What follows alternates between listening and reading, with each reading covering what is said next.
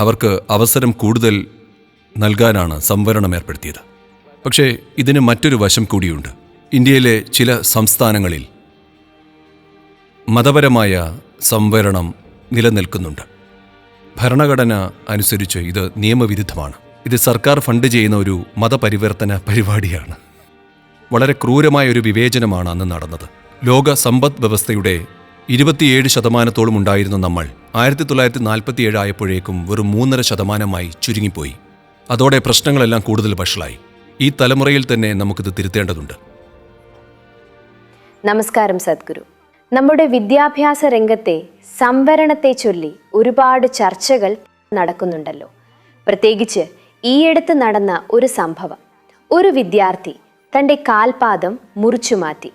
വികലാംഗ സംവരണത്തിലൂടെ medical seat കിട്ടാൻ വേണ്ടിയാണ് അവൻ ഇങ്ങനെ ചെയ്തത്.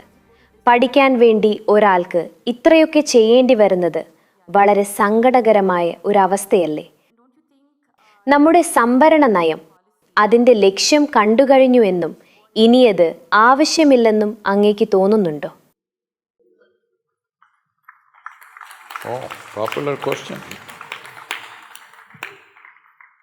എന്നെ പുലിവാല് പിടിപ്പിക്കാൻ നിങ്ങൾ പഠിച്ച പണി 18 നോക്കുകയാണ്.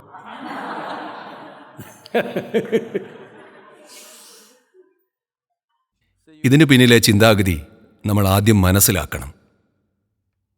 സംവരണം കൊണ്ടുവരാൻ കാരണം ആയിരക്കണക്കിന് വർഷങ്ങളായി സമൂഹത്തിൽ പിന്തള്ളപ്പെട്ടു പോയവർക്ക് വേണ്ടിയാണ്. ശരിക്കും കഷ്ടപ്പെട്ടവർക്ക് വേണ്ടിയാണിത്.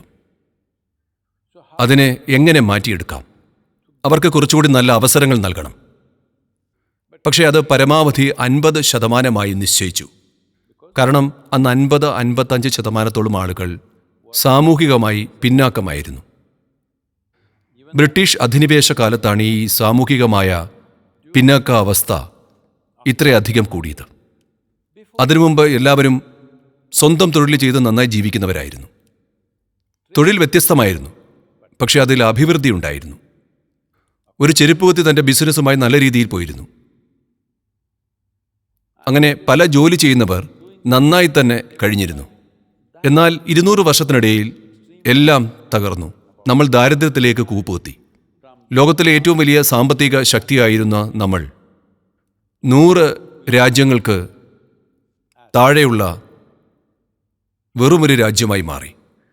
ലോക സാമ്പത്തിക രംഗത്തിൻ്റെ 27% ഉണ്ടായിരുന്ന നമ്മൾ 1947 ആയപ്പോഴേക്കും വെറും 3.5% കുറഞ്ഞു.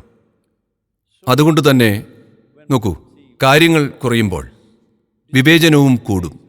കാരണം എൻ്റെ കയ്യിൽ ആകെ ഒരു പാത്രമേ ഉള്ളൂ എന്ന് കരുതുക. എനിക്കത് നിങ്ങളുമായി പങ്കിടണം. നിങ്ങൾ എൻ്റെ അതേ നിലയിലാണെങ്കിൽ എനിക്ക് വേറെ വഴിയില്ല, പങ്കിട്ടേ പറ്റൂ. എന്നാൽ ജാതിയുടെയോ മതത്തിൻ്റെയോ പേരിൽ എനിക്ക് നിങ്ങളെ താഴ്ത്തിക്കാണാൻ പറ്റിയാൽ നീ താഴ്ന്നവനാണ് എന്ന് പറഞ്ഞ് എനിക്ക് അത് തരാതിരിക്കാം. അങ്ങനെയാണ് വിവേചനങ്ങൾ കൂടിയത്. ഒരുപാട് കാരണങ്ങൾ ഇതിനു പിന്നിലുണ്ട്. അതിക്രൂരമായ വിവേചനമായിരുന്നു. ദൗർഭാഗ്യവശാൽ ഇപ്പോഴും ചില ഗ്രാമങ്ങൾ ഇത് നിലനിൽക്കുന്നുണ്ട്. ഇപ്പോഴും ദൗർഭാഗ്യവശാൽ അത് ഉണ്ട്. നമ്മുടെ ഈ തലമുറയിൽ തന്നെ അത് മാറ്റിയെടുക്കണം. അതുകൊണ്ട് സംവരണം നിർത്താൻ പറ്റുമോ? ഇല്ല. പക്ഷെ അതിനുവേണ്ടി കാല് മുറിക്കേണ്ട കാര്യമുണ്ടോ? അത് ജോലിക്കാണോ അതോ കോളേജ് സീറ്റിനാണോ? ഓക്കെ, മെഡിക്കൽ കോളേജ് സീറ്റ് വളരെ കഷ്ടം തന്നെ. അത്രയും നിരാശാജനകമായ അവസ്ഥയാണത്. പക്ഷേ എനിക്ക് മറ്റൊരു കാര്യം പറയാനുണ്ട്. ഇന്ന് ഇന്ത്യയിലെ ചില സംസ്ഥാനങ്ങളിൽ ഇപ്പോൾ മതപരമായ സംവരണമുണ്ട്.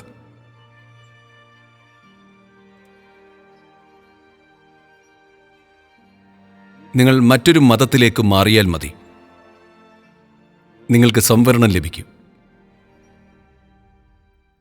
അതെ, ചില സംസ്ഥാനങ്ങളിൽ ചില മതങ്ങൾക്കായി സംവരണമുണ്ട്. മതം മാറിയാൽ നിങ്ങൾക്ക് സീറ്റ് കിട്ടും. സത്യത്തിൽ ഇതൊരു സർക്കാർ സ്പോൺസേഡ് മതപരിവർത്തന പരിപാടിയാണ്. നമ്മുടെ കൺമുന്നിലാണ് ഇത് നടക്കുന്നത്. ഭരണഘടന അനുസരിച്ച് ഇത് നിയമവിരുദ്ധമാണ്. കാരണം ഒരു മതത്തിനും ഭരണഘടന സംവരണം അനുവദിക്കുന്നില്ല. സാമൂഹികമായും സാമ്പത്തികമായും പിന്നാക്കം നിൽക്കുന്നവർക്ക് വേണ്ടി മാത്രമുള്ളതാണത്. അവർക്ക് തീർച്ചയായും ഒരു സഹായം ആവശ്യമാണ്. ഇപ്പോഴും അത്തരമൊരു വിഭാഗം നമ്മുടെ നാട്ടിലുണ്ട്. പക്ഷേ ഇന്നത് തൊടാൻ പോലും പറ്റില്ല. കാരണം അതൊരു രാഷ്ട്രീയ വിഷയമായിരിക്കുന്നു. പല രാഷ്ട്രീയക്കാരും ഇപ്പോൾ പറയുന്നത് നിങ്ങൾ ശ്രദ്ധിച്ചിട്ടുണ്ടോ? 100% സംവരണം വേണമെന്നാണ്.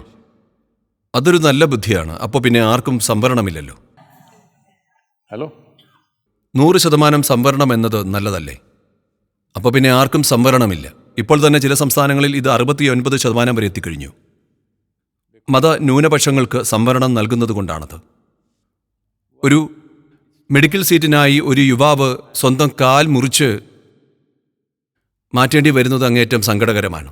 അപ്പോൾ സംവരണം പൂർണ്ണമായി നിർത്തണോ? വേണ്ട, അത് ശരിയല്ല. പക്ഷെ സംവരണം കൂട്ടിക്കൊണ്ടേയിരിക്കണോ? ഒരിക്കലുമല്ല. പടിപടിയായി അത് കുറച്ചുകൊണ്ട് വരണം. ഞാൻ പറയും, അടുത്ത 25 വർഷത്തിനുള്ളിൽ കൃത്യമായ നയങ്ങളുണ്ടാകണം. ഓരോ 5 വർഷം കൂടുന്തോറും സംവരണം ഇത്ര ശതമാനം കുറയണം. അല്ലാതെ കൂടരുത്. 25 വർഷത്തിനുള്ളിൽ എല്ലാവരും ഒപ്പമെത്തണം. 25 വർഷത്തിനുള്ളിൽ എല്ലാവരും ഒപ്പമെത്തണം. ആ സമയത്ത് ആരെങ്കിലും ആരെയെങ്കിലും തടയുകയാണെങ്കിൽ അത് നേരിടാൻ ശക്തമായ നിയമമുണ്ടാകണം.